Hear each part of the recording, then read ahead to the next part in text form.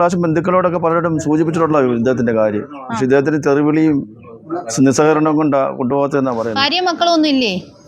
ഞാൻ പറഞ്ഞില്ലേ, ആ മലമൂത്ര വിസർജനത്തിൽ നിന്നും ഇദ്ദേഹത്തെ ഈ പരുവത്തിലാക്കിയത് നൂറിനാട്ട് പോലീസിൻ്റെ ഒരു വലിയ പ്രയത്നം ഇക്കാര്യത്തിൽ ഇപ്പോൾ നടത്തിയിട്ടുണ്ട്. അത് അവരെ സല്യൂട്ട് ചെയ്യുന്നു.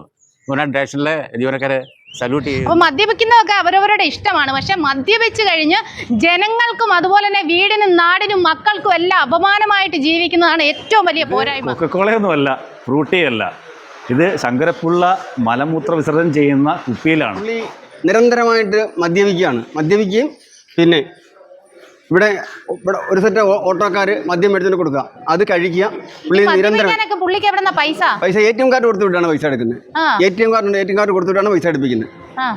അങ്ങനെയാണ് മദ്യം മേടിച്ച് കഴിച്ച് ഇവിടെ കൊണ്ടുവച്ച് കഴിക്കുകയാണ് നിരന്തരമായ ജോലി എന്ന് പറയുമ്പോൾ. ഓട്ടോക്കാരാണ് ചെയ്തു കൊടുക്കുന്നത് പറയുമ്പോൾ ഇതൊക്കെ നിരന്തരമായി ഞങ്ങൾ ഏർക്കൂടാ. അപ്പം ഞങ്ങളെ കണ്ടുകൂടാ, ഞങ്ങൾ ഈ കാര്യങ്ങൾ പറയുന്ന കൂട്ടത്തിൽ ഞങ്ങളെ കണ്ടുകൂടാ. കച്ചവടക്കാരെ ഞങ്ങൾ ഇത് എന്ന് പറയുന്നത് നിരന്തരം വാടക തയ്ക്കാനൊക്കത്തില്ല. കാറ്റടിക്കുമ്പോൾ ഈ വാടക ഇങ്ങോട്ട് നമുക്ക് ഒരു തരത്തിൽ വിട്ടിരിക്കാനൊക്കത്തില്ല.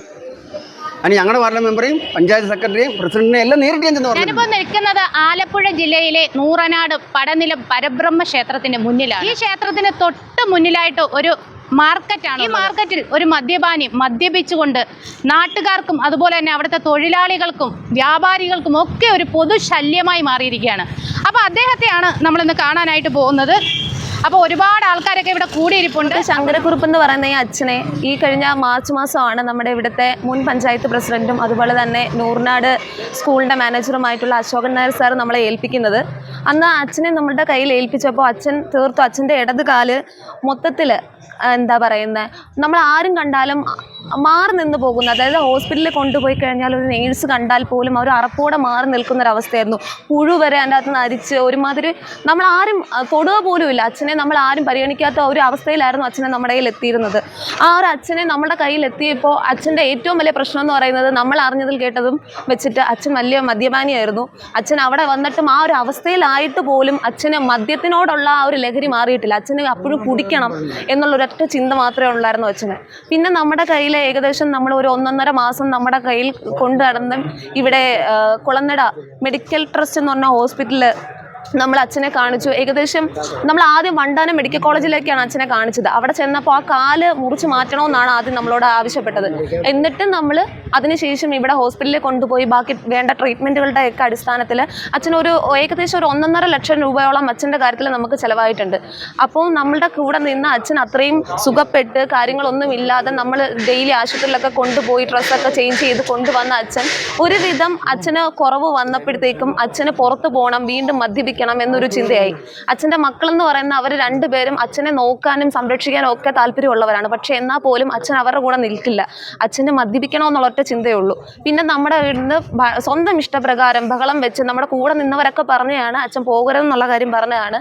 എന്നിട്ടും അച്ഛന് പോകണം എന്നുള്ള പിടിവാശി കാരണം അച്ഛൻ വീണ്ടും എത്തപ്പെടുകയും ഇപ്പോൾ ഈ നൂറിനാട് മാർക്കറ്റിൽ മറ്റു വ്യാപാരി വ്യവസായികൾക്കെല്ലാം ശല്യമായിട്ടുള്ള രീതിയിൽ ഇവിടെ വരുന്ന ആളുകൾക്ക് എല്ലാവർക്കും മലമൂത്ര വിസർജനമൊക്കെ ഇവിടെ തന്നെ നടത്തി കുപ്പികളിൽ മൂത്രമൊക്കെ ശേഖരിച്ച് വെച്ച് ചുറ്റും എറിഞ്ഞ് വെറും ഈ മാർക്കറ്റ് പരിസരം എല്ലാം വെറും വൃത്തികേടാക്കി നാട്ടുകാർക്ക് എല്ലാവർക്കും ഒരു എന്താ പറയുന്നത് ബുദ്ധിമുട്ടായിക്കൊണ്ടിരിക്കും. നമ്മുടെ വ്യാപാരി വ്യവസായികളുടെയും അതുപോലെ തന്നെ നൂറിനാട് ഗ്രാമപഞ്ചായത്ത് പ്രസിഡന്റ് സ്വപ്ന സുരേഷ് മാമിൻ്റെയും അതുപോലെ തന്നെ അശോകൻ നായർ സാറിൻ്റെയും അതുപോലെ മറ്റ് നമ്മുടെ പോലീസ് ഉദ്യോഗസ്ഥരുടെയൊക്കെ നിർബന്ധപ്രകാരമാണ് ശാന്തിതര അഭയകേന്ദ്രം വീണ്ടും അച്ഛനെ ഏറ്റെടുക്കുന്നത്. ഇപ്പം ഒരാഴ്ച കൊണ്ട് വലിയ ബുദ്ധിമുട്ടാണ് ഇവിടുത്തെ ജനങ്ങൾക്ക് പ്രാദേശികമായിട്ടുണ്ടാകുന്നത്. മലമൂത്ര വിസർജനം ഇവിടെ നടത്തുക, അതുപോലെ തന്നെ അതെല്ലാം അവിടെ എല്ലാം തേച്ച് ബോട്ടിലിനകത്തിൽ മൂത്രം പിടിച്ച് അവിടെ നിരത്തി വെച്ചിരിക്കുന്നു. ഇവിടെ തറക്കച്ചവടക്കാരും കാര്യങ്ങളും ഒക്കെ ഉള്ളതാണ്, അവർക്കെല്ലാം ബുദ്ധിമുട്ടായിട്ട് വന്നു. അങ്ങനെ ഇവിടെ നിന്ന് എല്ലാവരുടെയും പരാതി വീണ്ടും വന്ന സാഹചര്യത്തിൽ നമ്മൾ കഴിഞ്ഞ ദിവസം ഗോപിക്കുട്ടൻ സാറിനോട് ഇടപെട്ടു. എങ്ങനെയെങ്കിലും ഇവിടെ നിന്ന് കൊണ്ടുപോയി ഒന്ന് സഹകരിക്കണമെന്ന് ആവശ്യപ്പെട്ടപ്പോൾ തന്നെ അദ്ദേഹം അത് മനസ്സോടുകൂടി തന്നെ അതിനെ ഏറ്റെടുത്തു. അങ്ങനെയാണ് കഴിഞ്ഞ ദിവസം ഗോപിക്കുട്ടൻ സാറിനോട് ഇടപെട്ടു. എങ്ങനെയെങ്കിലും ഇവിടെ നിന്ന് കൊണ്ടുപോയി ഒന്ന് സഹകരിക്കണമെന്ന് ആവശ്യപ്പെട്ടപ്പോൾ തന്നെ അദ്ദേഹം അത് മനസ്സോടുകൂടി തന്നെ അതിനെ ഏറ്റെടുത്തു. അങ്ങനെയാണ് എല്ലാവരുടെയും മുൻ സ്കൂളിൻ്റെ മാനേജർ എന്ന നിലയിലെ അശോക് സാറും, ഇത് ബ്ലോക്കിൻ്റെ വൈസ് പ്രസിഡൻ്റാണ് ജി പുരുഷോത്തമൻ അവറുകൾ, ഗ്രാമപഞ്ചായത്തിൻ്റെ വൈസ് പ്രസിഡൻറ്റ് BP സോണിയുണ്ട്, വാർഡിൻ്റെ അംഗം മുൻ ഗ്രാമപഞ്ചായത്തിൻ്റെ വൈസ് പ്രസിഡൻ്റ് ആയിരുന്ന അജി ഉണ്ടായിരുന്നു, എല്ലാവരും ഉണ്ട്. ഞങ്ങളെല്ലാവരും കൂടി 2-3 ദിവസം കൊണ്ട് വീണ്ടും റിക്വസ്റ്റ് ചെയ്താണ് ഇന്നിവിടെ നിന്ന് കൊണ്ടുപോകുന്നത്. അപ്പോൾ തീർച്ചയായിട്ടും നമ്മുടെ പോലീസിൻ്റെ ഒരു വലിയ സഹായമാണ് ഇതിനകത്തിലേക്ക് കിട്ടിയത്. ഞാൻ ഇന്നലെ തന്നെ CA വിളിച്ച് അറിയിച്ചിട്ടുണ്ടായിരുന്നു ഇദ്ദേഹത്തിനെ ഇവിടെ നിന്ന് കൊണ്ടുപോകുന്നതിന് പോലീസിൻ്റെ ഒരു സഹായം കൂടി ഞങ്ങൾക്ക് വേണമെന്ന്. അങ്ങനെ രാവിലെ തന്നെ SI ഗോപാലകൃഷ്ണ സാറ് ഒരു 11 മണിയോടുകൂടി ഇവിടെ എത്തി. അവർ ഇതിൻ്റെ ഭാഗമായി തന്നെ നിന്ന് അദ്ദേഹത്തിനെ നമ്മളിവിടെ വന്ന് കണ്ടപ്പോൾ കണ്ട ആളല്ല, ഇപ്പോൾ എല്ലാം ക്ലീൻ ചെയ്ത് മലമൂത്ര വിസർജനം ചെയ്ത് അതിൽ കിടന്ന വ്യക്തിയാണ്. അത് അടുക്കാൻ പറ്റാത്ത സ്ഥിതിയായിരുന്നു. അതിനെ ഗോപാലകൃഷ്ണ സാറിൻ്റെ കൂടെയുള്ള സഹപ്രവർത്തകരായിട്ടുള്ള പോലീസ് അടക്കം ഇദ്ദേഹത്തിനെ അവിടെ നിന്നും പിടിച്ചു കൊണ്ടുവന്നാണ് ഇപ്പോൾ എല്ലാം ക്ലീനിങ് നടത്തി വൃത്തിയാക്കിയിരിക്കുന്നത്. അതിന് തീർച്ചയായിട്ടും ഒരു ഗ്രാമപഞ്ചായത്ത് എന്ന നിലയിൽ പോലീസിനോടുള്ള പ്രത്യേകമായ അഭിനന്ദനം കൂടി ഞാൻ ഈ വേളയിൽ അറിയിക്കുകയാണ്. അതുപോലെ നന്മയുടെ ശാന്തിതീരത്തിൻ്റെ എല്ലാമായ ഗോപിക്കുട്ടൻ സാറും അദ്ദേഹത്തിൻ്റെ മകള് ആര്യ കടമ്പാട്ട് ഇവിടെയുണ്ട്. എല്ലാവരോടും ഞാൻ പ്രത്യേകമായിട്ടുള്ള നന്ദി കൂടി ഈ അവസരത്തിൽ അറിയിക്കുകയാണ്. തീർച്ചയായിട്ടും ഇദ്ദേഹത്തെ കൊണ്ടുപോയി പരിചരിക്കുന്ന കണ്ണൻ, അദ്ദേഹം അവിടുത്തെ നന്മയുടെ തൊട്ടടുത്ത വീട്ടിലെ ആളാണ്. കഴിഞ്ഞ തവണ ഹോസ്പിറ്റലിൽ ഇരുന്ന് മെഡിക്കൽ ട്രസ്റ്റിൽ ഇദ്ദേഹത്തിന് കൂട്ടിരിപ്പായിട്ടിരുന്ന ആളാണ് കണ്ണനെ.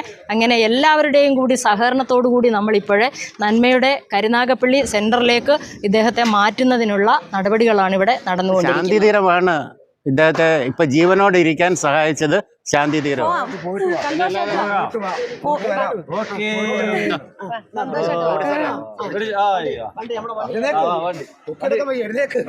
വീണ്ടും അവിടെ തൊട്ട് ശാന്തിതീരത്തിലോട്ട് അഭയം തേടുക. അവിടുന്ന് ഒരു കാരണവശാലും ജീവിത അവസാനം വരെ ഒരു കാരണവശാലും അവിടുന്ന് വിട്ടു പോകരുത് എന്നാണ് പിള്ളച്ചേട്ടനോട് പറയാനുള്ളത്.